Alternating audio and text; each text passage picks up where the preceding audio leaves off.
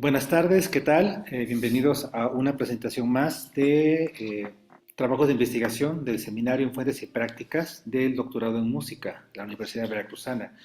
En esta ocasión tenemos a Viviana Garzabela, que va a hacer una presentación muy relevante para instrumentos de cuerda punteada, la vihuela renacentista, un instrumento fundamental en el desarrollo de la música en el Renacimiento, particularmente en España, las colonias. Así que adelante, Viviana. Ujú. ¿Qué tal? Buenas tardes. El día de hoy abordaré el tema de compilación y aspectos técnicos tomados de tratados de vihuela renacentista.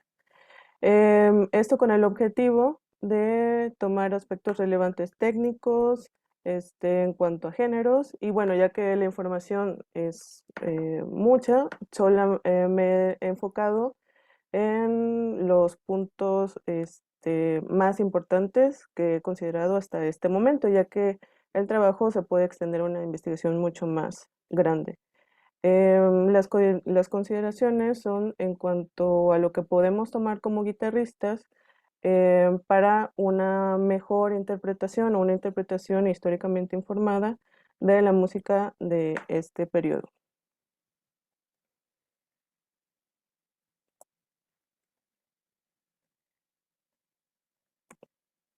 Y bueno, el camino hacia esta época, que es el Renacimiento, llevó a desarrollarse durante el siglo XVI. España se mantuvo a la vanguardia en la política y el arte en Europa. Durante esta llamada era de oro, en España se produjo un crecimiento cultural que involucró a artistas de alto nivel, y bueno, esto se reflejó tanto en escritores, músicos, poetas, y los vihuelistas se pueden clasificar dentro del mismo nivel que organistas como Antonio de Cabezón, polifonistas vocales como Cristóbal de Morales, Juan Vázquez, Francisco Guerrero y Tomás Luis de Victoria, entre otros famosos escritores. Ujú.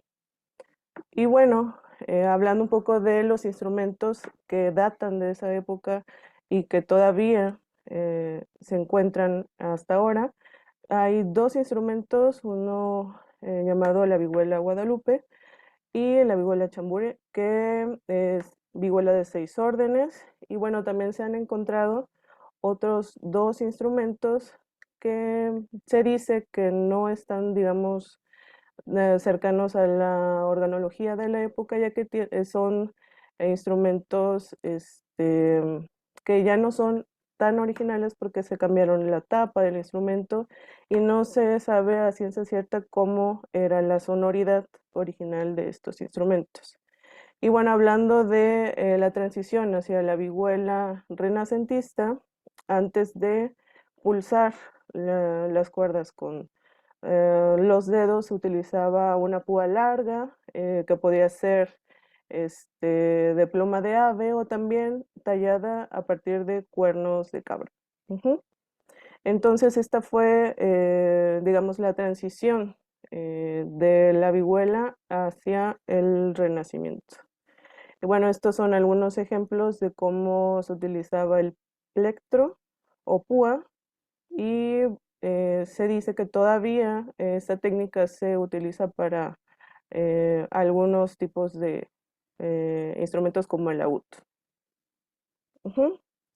Y bueno, dentro del repertorio para vihuela, nosotros tenemos danzas, conjuntos de variaciones, intabulaturas, canciones con acompañamientos, fantasías, y esto es lo que consiste el repertorio del siglo XVI y XVII. Las fuentes y literatura, yo me he enfocado en los 7 libros de tablatura impresos que surgieron en España entre los años 1536 y 1576. La música para órgano también se podía tocar en vihuela, así como música vocal polifónica. Y bueno, el tipo de escritura que ya se encuentra dentro de estos 7 libros Es un tipo de tablatura italiana donde se utiliza el hexagrama. Cada línea representa órdenes del instrumento y los números que se utilizan dentro de esta tablatura nos indican los trastes en los que se va a presionar y se utiliza la notación rítmica mensural y estos símbolos se encuentran arriba de estas líneas del hexagrama. Bueno, como podemos ver aquí en el libro El Maestro, que es de Luis de Milán, describe la afinación o la afinación de este instrumento. Dentro de la investigación que realicé, esta afinación se toma en ocasiones como relativa, ¿no? Y aquí es como uno de los puntos, digamos, importantes que encontré, ya que en algunos tratados se mencionaba como sol, a la sexta cuerda. En este caso, Luis de Milán pone en los órdenes las notas la, mi, fa, sol y re. Y bueno, en la descripción él maneja como cuatro puntos más arriba de la segunda cuerda, cuatro puntos más abajo, ¿no? Y en ese sentido, la afinación, desde mi punto de vista, con lo que entendí a partir de estas lecturas, era un tono principal y a partir del cual se podían afinar los demás órdenes. Y bueno, para las siguientes diapositivas he tomado imágenes y gráficas de estos tratados. Los 7 libros son de Luis de Milán, el famoso El Maestro, de Luis de Narváez, los 6 libros del Delfín, 3 libros de música de Mudarra, de Valderrábano, Silva de Sirenas, libro de música de Vihuela, Orfénica Lira y El Parnaso de Esteban Daza. Como pueden notar, esto es mucha información y lo relevante que he encontrado, pues para empezar revisé todos los prólogos que están en español antiguo y todos coinciden con el sistema de tablatura, ¿no? Primera, la línea de hasta arriba es el sexto orden, quinto, cuarto, tercero, segunda y el primero, ¿no? Habla también de los modos o de los tonos. Aquí en estos tratados menciona que al ser eh, la vihuela un instrumento que se podía afinar desde medios tonos o tonos enteros de distancia o puntos, que también se menciona de esta manera, los modos eran un sistema de transposición, ¿no? Entonces ese es un punto a considerar al momento de hacer transcripciones directas de la tablatura. Como mencioné, los números nos van a hablar de cómo, en qué traste se debería de presionar. Los números que están en vertical hablan de las notas que se deben de pulsar al mismo tiempo cuando los números están uno después de otro, entonces es una nota después de otra. Cuando en la notación mensural se encuentra solamente una figura de breve o de mínima y durante un compás, quiere decir que las demás figuras van a ser igual a la que se escribió hasta que cambie el valor de esa figura. Y en los tratados se habla del traste 1 al 10 y también, como en este caso, que es excepciones, también se abarca hasta el traste 12. Estas son indicaciones del libro de Diego Pisador.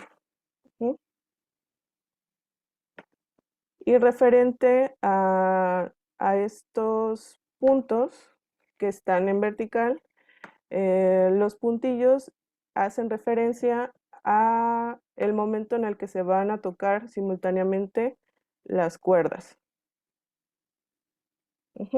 Bueno, además de estas cuestiones técnicas que, digamos, son básicas para la lectura y comprensión de la manera de leerse en tablatura, tomé tipos de técnicas que ya van de acuerdo a coordinación de mano izquierda y mano derecha, de acuerdo con las características remarcadas en los títulos y asimismo en conceptos que aquí se abarcan, sobre todo en las fantasías.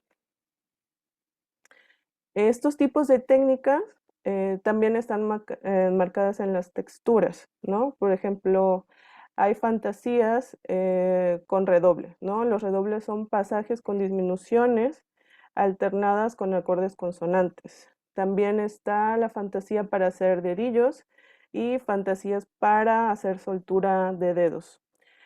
Estas un momentito aquí. Dice, estas especifican el uso de técnicas específicas para la mano derecha. Los dedos se alternan correspondiendo al pulgar y el índice. Esto sería lo parecido o lo más similar que podemos hacer ahora en la guitarra, que es la figueta.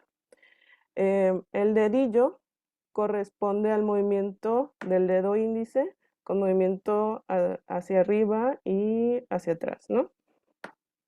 Utilizando solo el dedo de la punta a modo de púa. Tenemos la fantasía de pasos largos para desenvolver las manos. Este término es usado por Mudarra y Daza para referirse a pasajes largos de disminución para desarrollar ambas manos. La mayoría de estas piezas alternan pasajes de disminución con secciones de estilo imitativo. Varias versiones abreviadas del título aparecen en los libros de ambos compositores, ¿no? También se le llama de pasos largos para desenvolver las manos, de pasos desenvueltos o simplemente de pasos. También encontramos el concepto de fantasía para desenvoltura de manos. Fontana también utiliza el término fantasía para desembolso de manos, que es para describir las 9 primeras fantasías de su libro, y se trata de obras imitativas politemáticas y no contienen pasajes de disminución. Esta es una tablatura que es la fantasía número 1, que es la fantasía de pasos largos para desenvolver las manos, de Alonso Mudarra. Entonces aquí también él hace la indicación de que se debe de tocar con 2 dedos, ¿no? Pulgar, índice. Y aquí tengo el video que vamos a escuchar en este momento. Es un video breve que es esta misma fantasía de pasos largos.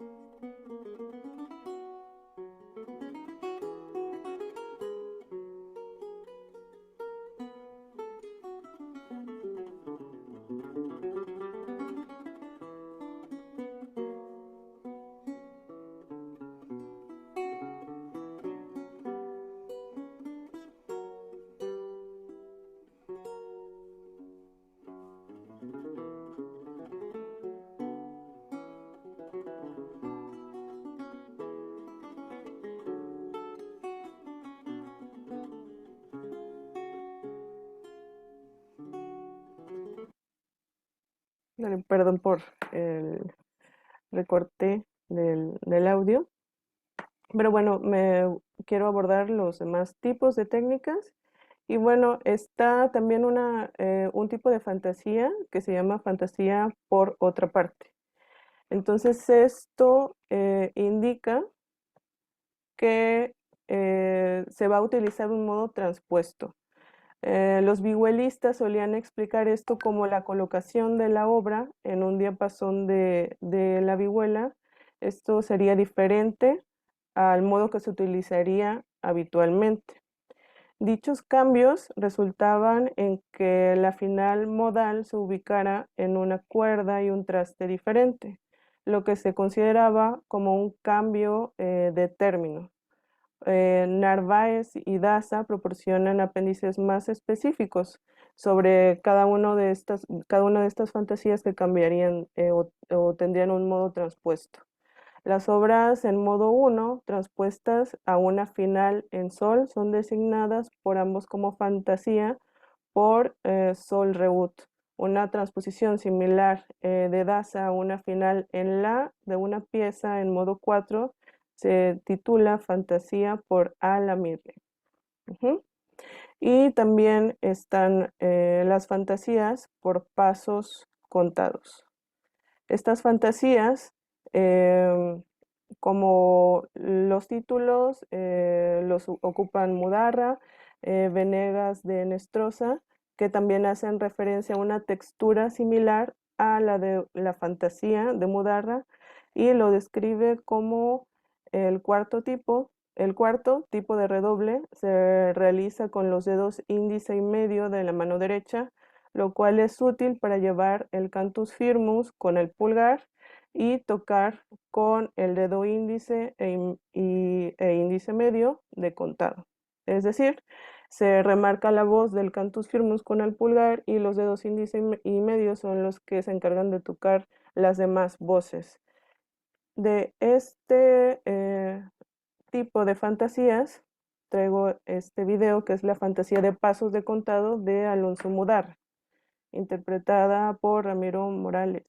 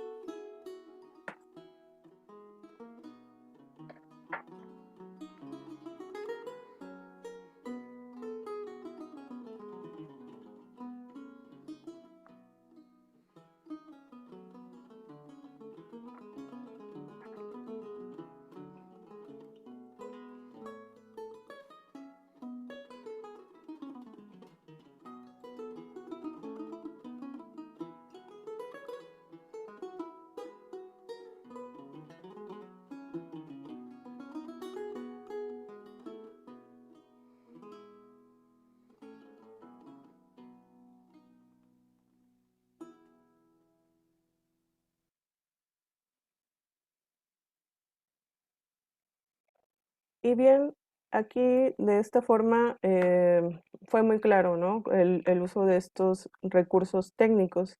Y bueno, dentro de toda esta información, las consideraciones para la interpretación y transcripción de esta música, se debe de tomar en cuenta el tipo de escritura mensural, que me parece que en este momento en ese momento ya era mucho más claro, ¿no? Que ya se había desarrollado mucho más. Como se puede ver en la imagen, tenemos dos tipos de claves. Esa es una consideración importante. Tenemos una clave de fa y una clave de do. ¿Eso qué nos indica? Que dentro de el cuarto orden se va a tomar como fa la cuerda al aire, y dentro del tercer orden se tomaría do como cuerda al aire. Cada uno de los vihuelistas y escritores de estos métodos hacen señalamientos diferentes y tipos de escritura también diferentes, como por ejemplo en esta imagen que es tomada de los 6 libros del Delfín. Los números rojos son para la melodía cantada, ¿no? Aquí en este caso se trata de una melodía con acompañamiento de vihuela. También en este libro se hace referencia a que el ritmo se tiene que tratar con cuidado y como la manera de cantar al órgano. Y entonces el ritmo va dado también por el texto. Ujú. Entonces es tomar en cuenta el modo y si el tipo de fantasía es, por ejemplo, un modo transpuesto, como lo mencioné, la escritura mensural, las digitaciones, que yo creo que es algo de lo más relevante al tocar en una guitarra moderna, que nos daría esa, digamos, libertad y sonido, sonoridad, y al utilizar este tipo de técnicas, ¿no? Como pulgar índice medio, y también esto nos va a dar el tipo de sonoridad bueno, es experimentar también, ¿no? Si nosotros queremos una sonoridad con los recursos actuales, una combinación, etcétera, pero ya ahí sería decisión del intérprete. Y la música polifónica em, está abordada en las intabulaturas. Entonces ahí se menciona también que el ritmo va de la mano con lo que se pide en cada voz y el texto. Mm, Como parte de esta investigación, estos son los libros que recopilé para poder hacer esta presentación y proyecto. Y bueno, creo que podemos pasar a la sesión de preguntas o comentarios. Muchas gracias, Vivi. Yo Ujú, quisiera inaugurar ahorita las preguntas. No sé si los demás podamos activar nuestras cámaras. Más que como una pregunta, como un comentario. ujú, Habías hecho habías puntualizado que estas claves es como una especie de referencia para indicar el modo, aunque evidentemente en el instrumento es un modo transpuesto, pues, ¿no? Pues no, o ujú, sea, y son las posiciones habituales. El primer modo se mueve a finales en sol, por ejemplo, ¿no? Es lo más habitual.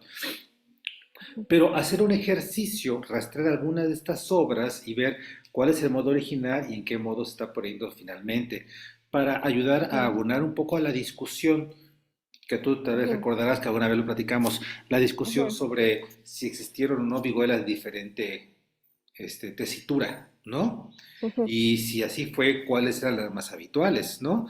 Actualmente, con los colegas que tengo, sé que es habitual tener vihuela en sol, vihuela en la, vihuela en mi, ¿no? Aunque ujú, muchas veces esta situación de la indicación de los modos se entendió como una especie como de existencia de diferentes gamas, ¿no? Una vihuela en sí, en dos, casi casi en ujú, cada paso diatónico, ¿no? Tener toda la ujú. colección de vihuelas. Bueno, pero un estudio de eso, ¿no? Podría Ujú. abonar a esta discusión. Me parece muy oportuno. Sí, sí, Bueno, yo creo que es algo que se puede abordar muy bien, ¿no? También, por ejemplo, estuve consultando, ¿no? Con el maestro Alejandro Mora, ¿no? Que qué opinaba al respecto de las afinaciones, ¿no? Y me mencionaba que a nuestro entender, ¿no? Actual y la forma de ver la tonalidad y la música, estamos habituados a que tenemos a esta afinación, y él piensa o reflexiona al respecto, y sí, él cree, yo coincido, ¿no? De acuerdo a lo que él pude notar en la investigación, que sí era para ellos como flexible, ¿no? De acuerdo a las voces.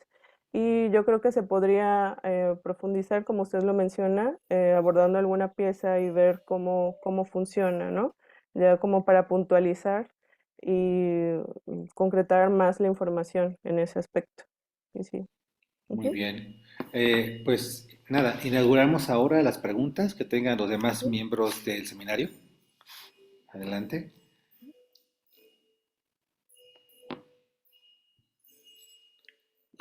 Sí. ¿Algún comentario, pregunta? Adelante, Jorge. Sí, yo quisiera también la duda que me estaba surgiendo, digo, además de los paralelismos que hay teóricos ahí con respecto a lo de Antonio de Cabezón, que son así Ujú. innegables, es la cuestión esta de esos tratados, de igual manera, este tratado habrá llegado a México. ¿Hay algún desquicio que se vea como un poco de la aplicación en México? Porque bueno, aquí pues había vihuelistas igual, ¿no? Entonces, y para la época, siglo XVI, pues ya México, ya la Nueva España ya estaba bien fundada. Entonces, ¿hay algo al respecto? ¿Se ha encontrado algo? De eso no logré abordar. eh, yo no sé si usted, doctor Gustavo, tenga información, yo creo que sí. En este momento yo no tengo la información, pero a ver si nos puede instruir un poco al respecto. Pues mira, sabemos que con Hernán Cortés, con los conquistadores, llegaron varios músicos con nombre y apellido, que tocaban vihuela y que daban clases de baile, etcétera, etcétera. Creo que también había uno de violín, si no me falla la memoria. O sea, tenemos ubicados, incluso en qué zonas geográficas se establecieron. Ahora, el tratado como tal, pues no ha aparecido en México, pero no es extrañarse que estos músicos tuvieran contacto con al menos alguno de estos tratados, o sea, o que los conocieron al menos, ¿no? Es, por ejemplo, pensar que la gente que vino a hacer, a dar clases, a instruir, a participar en alguna catedral, pues su formación tuvo que haberse dado a partir de algo, por ejemplo, el canto de órgano, la polifonía, pues evidentemente tuvieron que haberse topado con Antonio de Cabezón en algún momento, ¿no? Igual con los vihuelistas, ¿no? Si se va a hacer, se va a aprender vihuela, bueno, si le hacemos caso a Juan Bermudo y empezamos a hacer, aprender desde dúos muy sencillos, ir subiendo, aumentando el número de voces y las complejidades polifónicas, pues evidentemente estos vihuelistas tuvieron que haber pasado por una cantidad de tratados, métodos, ¿no? Yo creo que sí llegó, pero la evidencia tangible, o sea, literalmente el papel, el manuscrito, la copia a mano, no ha sobrevivido, ¿no?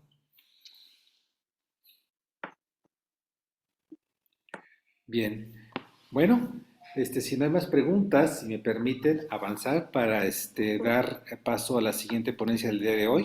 Entonces, le agradecemos a Viviana la presentación, muchas gracias. Y Gracias. en breve continuamos con los siguientes. Gracias.